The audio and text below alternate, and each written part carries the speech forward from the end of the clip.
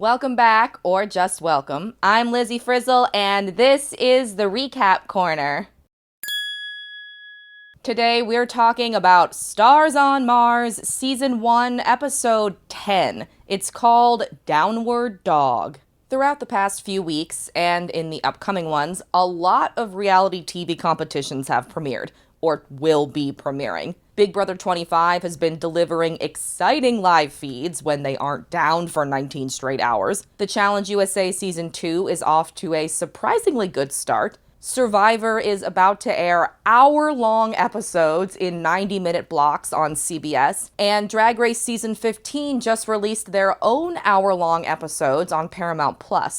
Amid all this reality TV competition greatness, Stars on Mars slogs toward its first and likely only season finale. So obviously I've seen the view counts on these videos and I've read your comments. Thank you for leaving them, by the way. I know people are not into Stars on Mars. If something like this happens again, I'll be less rigid and move on to a different show. But between my completionist tendencies and my Toy Story complex, it's kind of hard for me to let go of stuff. I always want to, fully finish whatever I start, even if I'm not enjoying it anymore. And when I don't finish something, I feel guilty, like I've hurt its feelings by abandoning it. And yes, I am familiar with the sunk cost fallacy. But this time, I'm dedicated to finishing Stars on Mars. There's only 2 episodes left after this one, and for the few of you who are still in it with me, I appreciate you. So, it's Sol 15 in the hab. The Celebronauts are playing with their new robot puppy they found in their air vents during the last mission. Portia names it Plutodo, which is such a cute name for a space dog, I'm gonna learn to code, just so I can steal it and put it in a sci-fi video game one day. There's a funny and probably accidental theme presented in this opening segment. It's people being surprised by other people's just slightly unusual behaviors, like Ariel's pajamas. Oh my god, this is germ-related? Yes. I'm getting in bed with a fresh pair of socks, and especially when I'm here, I tuck my pajama pants into my socks, and then I tuck my shirt into my pants. You wear socks out of germ precaution? Yeah, 100%. There's also Paul's preferred potato chip eating method, which is to dip them in ketchup and mustard. You want to try this? Hell no, you hella nasty, bro. Ketchup and mustard on your chips? Try it. Hell no, you hella nasty. Try it, dog. Try it.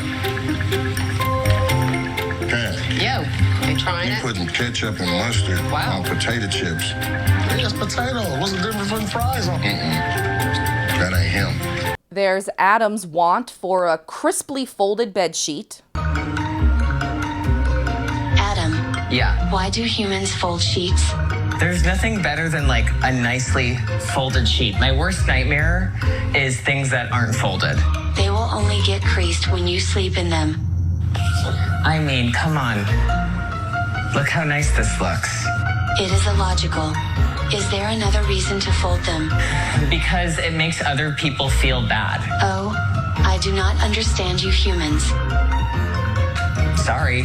Finally, there's Marshawn's ability to throw out trash, or at least walk it into the kitchen, then hand it to Ariel. He's taking a dish from the you. counter to the... Let's see if it makes this to the kitchen. This is I can't. No, wait, this is groundbreaking. You play too much, bro. Oh, you know what? You got some jokes, though. He's almost to the kitchen. If it goes towards the sink. Is he gonna put something in the I trash? think he's putting something in the kitchen from in here.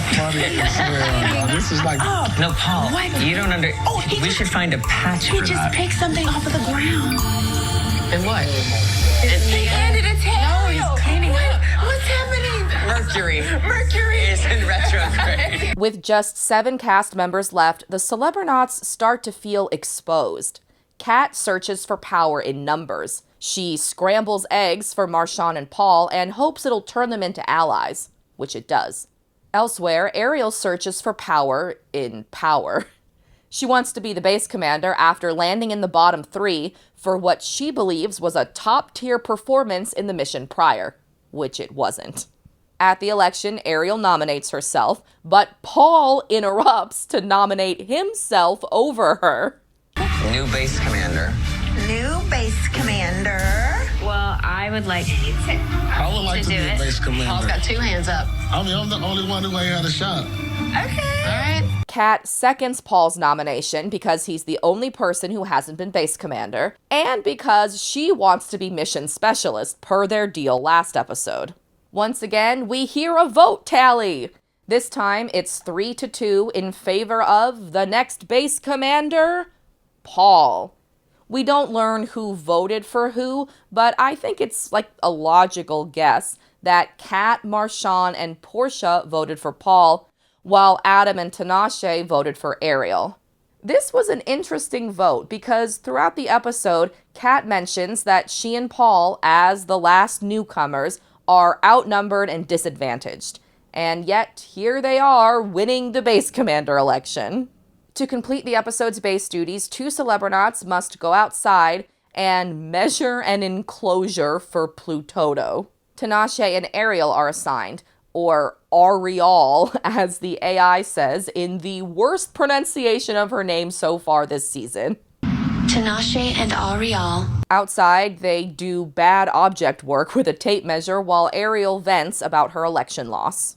Meanwhile, inside, Adam, Kat, and Paul take inventory in the biodome, while Marshawn and Portia count the kitchen rations.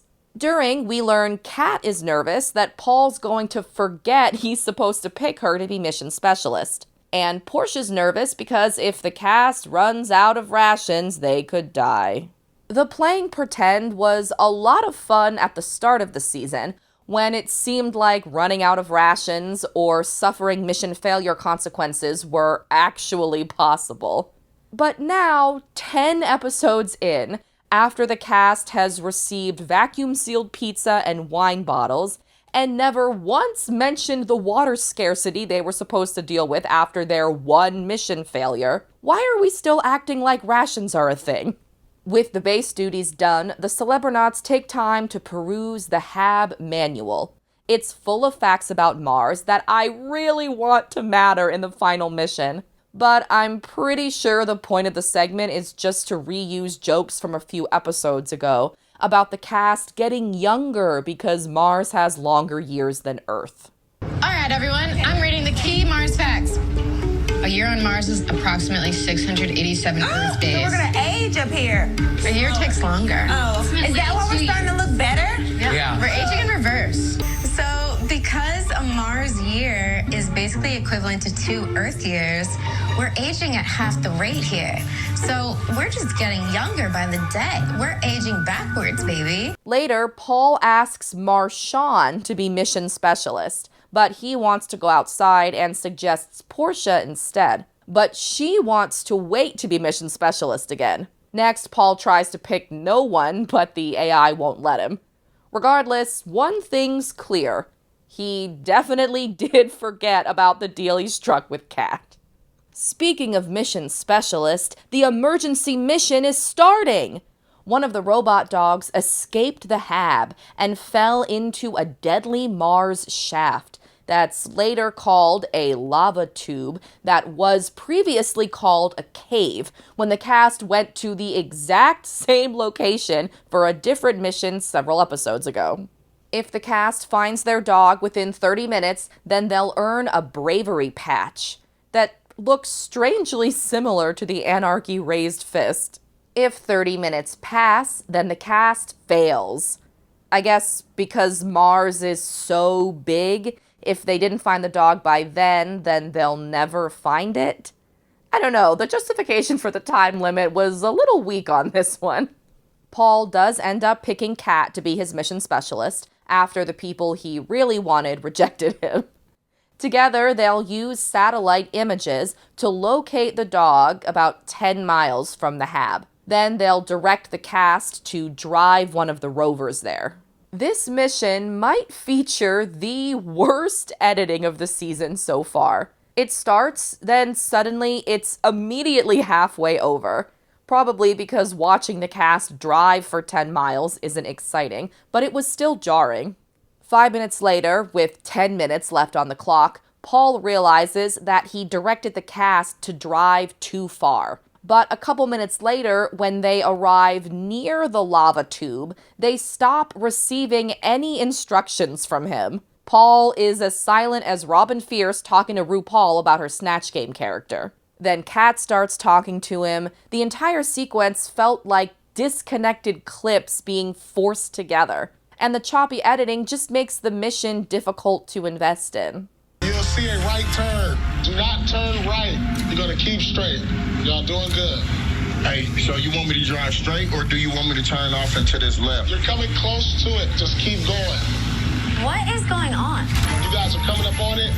You're coming up on it. And right there. So is it on the left or the right? Oh my gosh. Let's go, guys. Oh. I know if I was base commander, I would be successful. Let's go.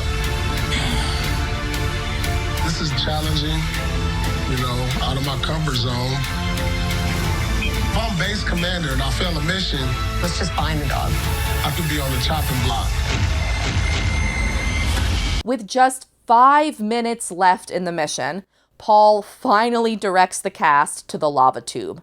And about 90 seconds later, the rad dog retrieval begins. The cast splits into 2 teams, Repel and Restore. The Repel duo is Marshawn and Tinashe. He lowers her down a cliffside until she can toss a flare into the lava tube. The Restore trio, that's Adam, Ariel, and Portia, will use that flare to light their way as they explore the dark lava tube in search of their rad dog. Tinashe lands the flare inside the lava tube with ease. But with just 1 minute left in the mission, the Restore trio is still stumbling in the dark searching. They're also a duo now, because Ariel, who's always had trouble moving in the spacesuit, face-planted into a rock pile. Why couldn't the spacesuits be adjusted for everyone's personal body weight, like a lot of props on Survivor and The Challenge are? With just 3 seconds left in the mission, it seems like we're about to witness the cast's second ever failure. Until Portia finds the rad dog just in the nick of time. It's a success! At this point in the season, 5 of the 10 missions have been completed with less than 10 seconds left on the clock. For a bunch, it's been less than 3 seconds. It could be because the producers tested the missions, then assigned time limits that would allot just enough time. But when the ending is basically the same over and over again, it's hard to invest because the stakes kind of feel fake. Like the solar flare mission a few episodes ago, this one also featured the base commander and the mission specialist performing the worst by far.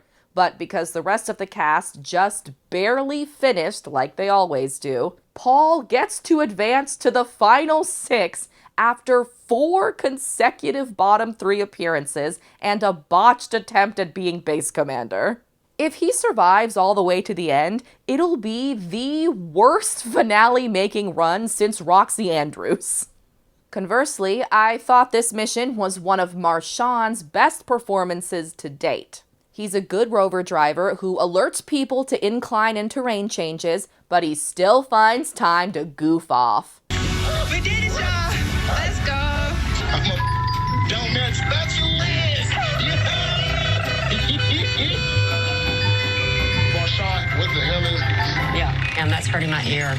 Yeah. For that, he's my brightest star of the episode. And also Adam is too, because I forgot again last video. After the mission, Paul and Kat save Tinashe, who's first to be named Mish Crit for at least the 3rd time, and Adam for his urgency. That means the bottom 3 are Ariel, who struggled to move in her spacesuit, Marshawn, who was too goofy for base command, but just goofy enough for me, and Portia. Even though she found the rad dog, I guess she didn't talk as urgently as Adam did. Portia pitches that she found the rad dog. Marshawn pitches that he did his assigned jobs. But Kat questions his want to win. Him, Marshawn Lynch, Super Bowl champion. Marshawn, even he likes to joke a little bit. Yeah, and that's hurting my ear. And when you get to this place where we are now, you have to focus on, winning. Finally, Ariel pitches that she was the worst performer, least mission critical, and should be extracted because of fairness.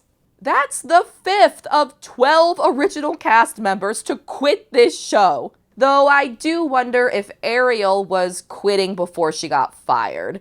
Even her allies, Adam and Tinashe, agreed that though Ariel's great at in-hab work, she was the least valuable member in the field. Outside, Ariel calls the experience a little bit of hell, but also one that she's grateful for. Personally, I was grateful for her willingness to be in conflict with her castmates, but not for her boring desire to play fair. I can't say I was rooting for her to win, but I am sad to see her extracted, because it was clear that the show was important to her.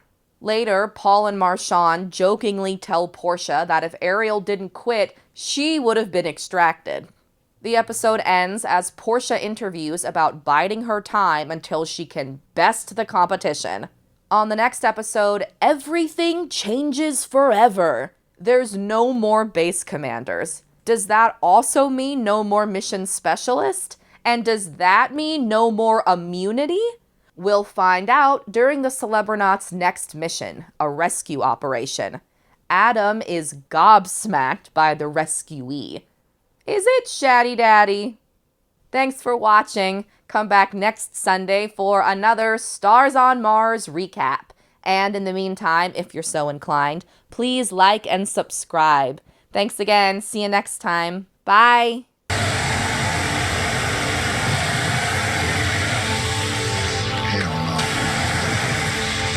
I'm sorry, Marshawn.